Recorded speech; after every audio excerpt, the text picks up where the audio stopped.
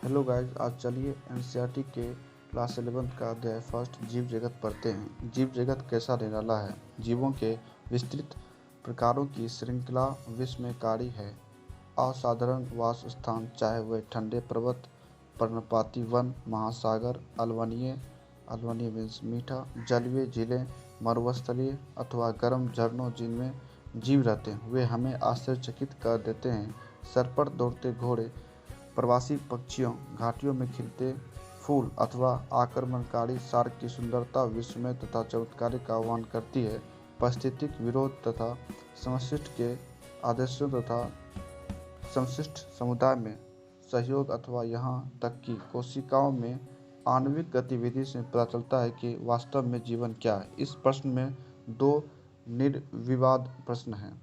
पहला तकनीकी है, जो जीवन तथा निर्जीव क्या है, इसका उत्तर खोजने का प्रयत्न करता है, तथा दूसरा प्रश्न दार्शनिक है, जो यह जानने की प्रयत्न करता है कि जीवन का उद्देश्य क्या है। वैज्ञानिक होने के नाते हम दूसरे प्रश्न के उत्तर देने का प्रयास नहीं करेंगे। हम इस विषय पर चिंतन करेंगे कि जीव क्या है।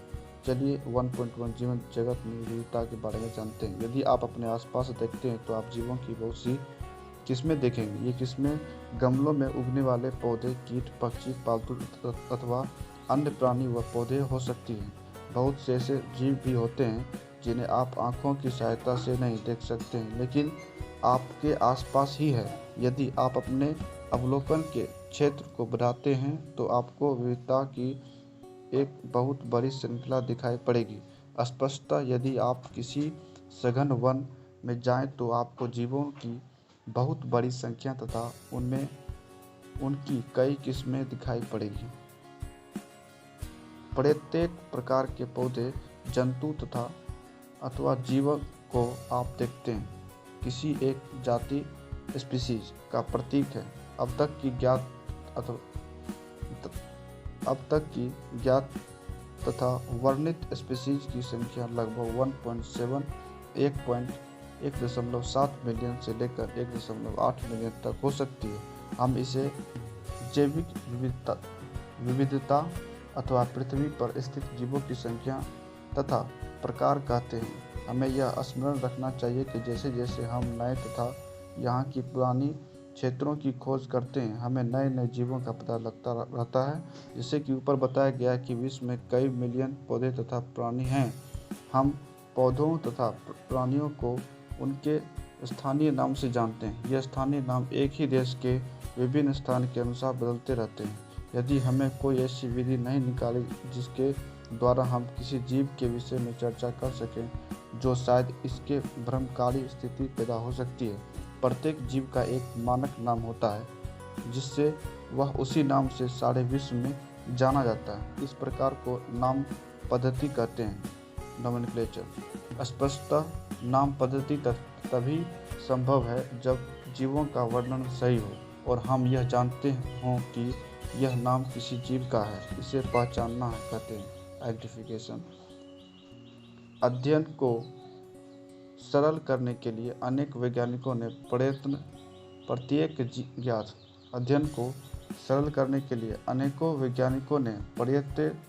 ज्ञात जीव को वैज्ञानिक नाम देने की प्रक्रिया बनाई है। इस प्रक्रिया को विश्व में सभी जीव वैज्ञानिकों ने स्वीकार किया है। पौधों के लिए वैज्ञानिक नाम का आधार सर्वमान्य नियम तथा कसौटी है, जिनको international code of botanical nomenclature ICBN में दिया गया है। आप पूछ सकते हैं कि प्राणियों का नामकरण कैसे किया जाता है।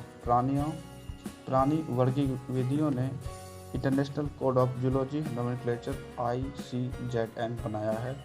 वैज्ञानिक नाम की यह गारंटी है कि प्रत्येक जीव का एक ही नाम रहते हैं। वैज्ञानिक नाम की यह गारंटी है कि प्रत्येक जीव का एक ही नाम रहे। किसी भी जीव के वर्णन से विश्व में किसी भी भाग में लोग एक ही नाम बता सके। वे यह भी सुनिश्चित करते हैं कि एक ही नाम दूसरे ज्ञात जीव का न हो। जीव विज्ञानी ज्ञात जीवों के वैज्ञानिक नाम देने के लिए सार्वजनिक मान्य नियमों का पालन करते हैं। प्रत्येक नाम के दो घटक होते हैं, वास नाम तथा जाति संकेत पद। इस प्रणाली को, जिसमें दो नाम के दो घटक होते हैं, इसे द्वीपदनाम पद्धति कहते हैं। इस नामकरण प्रणाली को कैरोलस लिनियस ने सुझाया था। इसका उपयोग सारे विश्व के जीव विज्ञानी करते हैं। 2 शब्द वाली नामकरण प्रणाली बहुत सुविधाजनक है। आओ आपको आम के उदाहरण द्वारा वैज्ञानिक नाम देने की विधि को समझाएं। आम का वैज्ञानिक नाम मैंजीफेरा इंडिका है। तब आप यह देख सकते हैं कि यह नाम कैसे द्विपद है। इस नाम में मैंजीफेरा वंश नाम है, जबकि इंडिका एक विशिष्ट स्पीशीज अथवा जाति संकेत पद है। नाम पद्धति के अन्य सार्वजनिक नियम निम्नलिखित हैं। 1 नंबर, जैविक नाम प्रायः लैटिन भाषा में होते हैं और तिरछे अक्षरों में लिखे जाते हैं। उनका उद्भव चाहे कहीं से भी हुआ हो, उन्हें लैटिनकरण अथवा इन्हें लैटिन भाषा का उत्पीड़न समझा जाता है। 2, जैविक नाम में पहला शब्द वंश नाम होता है, जबकि दूसरा शब्द जाति संकेत पद होता है। 3 नंबर, जैविक नाम को जब हाथ से लिखते हैं तब दोनों शब्दों को अलग अलग रेखांकित अथवा छपाई में तिरछा लिखना चाहिए। यह रेखांकन उनके लैटिन उद्भव को दिखाता है। 4, पहला अक्षर जो वंश नाम को बताता है वह बड़े अक्षर में होना चाहिए, जबकि जाति संकेत पद में छोटा अक्षर होना चाहिए। मैंजीफेरा इंडिका के उदाहरण से इसकी संख्या व्याख्या कर सकते हैं। जाति संकेत पद के अथवा बाद अर्थात जैविक नाम के अंत में लेखक का नाम लिखते हैं और इसे संक्षेप में लिखा जाता है। उदाहरण मैंजीफेरा इंडिका लिन।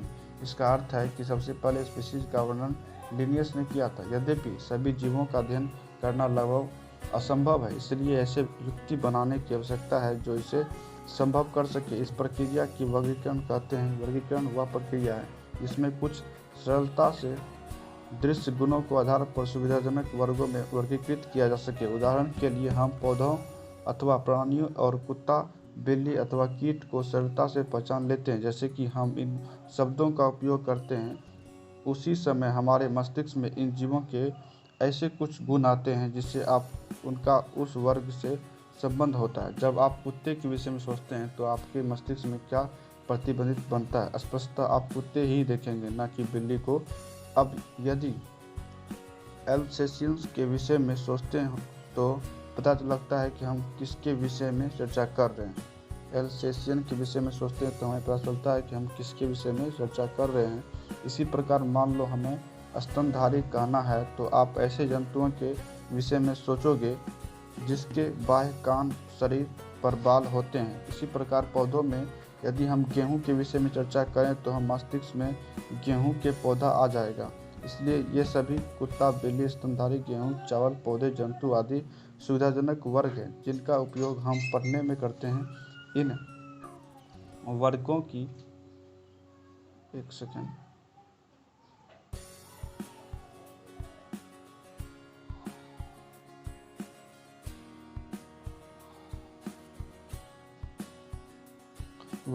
इन वर्गों की वैज्ञानिक शब्दावली टैक्सा है। यहाँ आपको स्वीकार करना चाहिए कि टैक्सा विभिन्न स्तर पर सही वर्गों को बता सकता है। पौधे भी एक टैक्सा है, गेहूं भी एक टैक्सा है। इसी प्रकार जंतु, स्तनधारी, कुत्ता, ये सभी टैक्सा है। लेकिन क्या आप जानते हैं कि कुत्ता एक स्तनधारी और स्तनधारी प्राणी है? इसके लिए प्राणी, स्तनधारी तथा कुत्ता विभिन्न स्तरों पर टैक्सा को बताता है। इसलिए गुणों के आधार पर सभी जीवों की विभिन्न टैक्सा में वर्गीकृत कर सकते हैं। गुण जैसे प्रकार, रचना, कोशिका की रचना, विकासित प्रक्रम तथा जीव की पारिस्थितिक सूचनाएं आवश्यक हैं और ये आधुनिक वर्गीकरण अध्ययन के आधार पर है। इसलिए विशेषीकरण, पहचान, अभिज्ञान, वर्गीकरण तथा नाम पद्धति आदि ऐसे प्रक्रम प्रणाली हैं जो वर्गीकरण विज्ञान के आधार पर हैं। वर्ग की कोई नई नहीं है। मानव सदैव विभिन्न प्रकार के जीवों के विषय में अधिकाधिक जानने का प्रयत्न करता है, विशेष रूप से उनके विषय में जो उनके लिए अधिक उपयोगी थे। आदि मानव को अपने मूलभूत आवश्यकताओं जैसे भोजन, कपड़े तथा आश्रय के लिए नए नए स्रोत खोजने पड़ते थे। इसलिए विभिन्न जीवों के वर्गीकरण का आधार उपयोग पर आधारित था।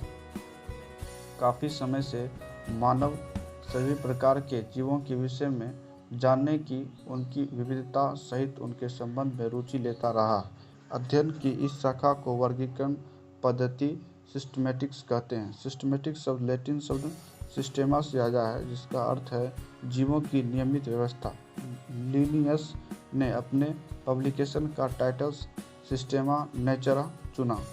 वर्गीकरण पद्धति में पहचान, नाम पद्धति तथा वर्गीकरण को शामिल करके इसकी क्षेत्र को बढ़ा दिया गया है।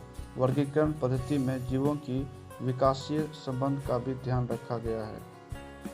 सेक्शन 1.2 वर्गीकी संवर्ग। वर्गीकरण एकल सोपान प्रक्रम नहीं है, बल्कि इसमें पदानुक्रम सोपान होते हैं, जिसमें प्रत्येक सोपान पद अथवा वर्ग को प्रदर्शित करता है। चूंकि संवर्ग समस्त वर्गीकी व्यवस्था है, इसलिए वर्गीकी संवर्ग कहते हैं, और सारे संवर्ग मिलकर वर्गीकी पदानुक्रम बनाते हैं। प्रत्येक वर्गीकरण की एक इकाई को प्रदर्शित करता है। वास्तव में यह एक पद को दिखाता है और इसे प्रायः वर्गीकरण टैक्सन कहते हैं। वर्गीकी संवर्ग तथा पदानुक्रम का वर्णन एक उदाहरण द्वारा कर सकते हैं। कीट जीवों के एक वर्ग को दिखाता है जिसमें एक समान गुण जैसे 3 जोड़ी संधिपाद टांगें होती है। इसका अर्थ है कि कीट स्वर्गीकरणीय सुस्पष्ट जीव है जिसका वर्गीकरण किया जा सकता है, इसलिए इसे एक पद अथवा संवर्ग का दर्जा दिया गया है।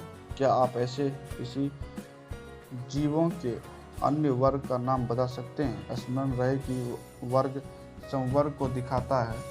प्रत्येक पद अथवा वर्गक वास्तव में वर्गीकरण की एक इकाई को बताता है। ये वर्गीकी वर्ग संवर्ग सुस्पष्ट जैविक न कि केवल आक्रामकारी समूह। सभी ज्ञात जीवों के वर्गीकीय अध्ययन से सामान्य संवर्ग जैसे जगत, किंगडम, संघ, फाइलम अथवा भाग, पौधों के लिए वर्ग, क्लास, गण, ऑर्डर, कुल मतलब फैमिली, वंश, जीनस तथा जाति स्पीशीज का विकास हुआ।